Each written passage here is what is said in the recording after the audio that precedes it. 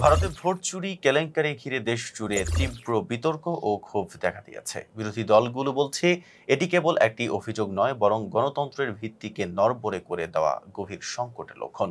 কংগ্রেস নেতা রাহুল গান্ধী অভিযোগ করেছেন ২০২৪ সালের নির্বাচনে বিজেপি ৭০ থেকে ৮০ আসনে কারচুপি করেছে। তার দাবি, এ ধরনের কারচুপি না হলে নরেন্দ্র মোদী প্রধানমন্ত্রী হতেন না। কর্ণাটকের বেঙ্গালুরু সেন্ট্রালের মহাদেবপুর বিধানসভায় লক্ষাধিক ভুয়া ভোট দেওয়ার প্রমাণও তিনি তুলে ধরেন। এ অভিযোগের পর বিরোধী জোট ইন্ডিয়া ব্লক নির্বাচন কমিশনের নিরপেক্ষতা নিয়ে প্রশ্ন তোলে এবং দিল্লিতে কমিশন ঘেরাও কর্মসূচি পালন করে।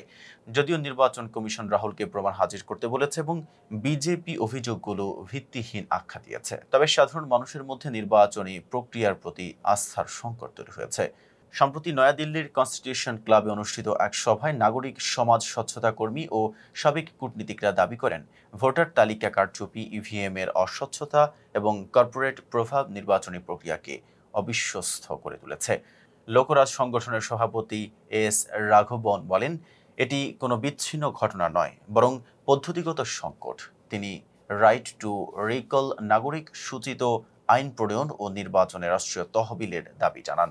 সভায় আরও বলা হয়, গণতন্ত্রকে কর্পোরেট ও রাজনৈতিক স্বার্থ থেকে উদ্ধার করতে হবে।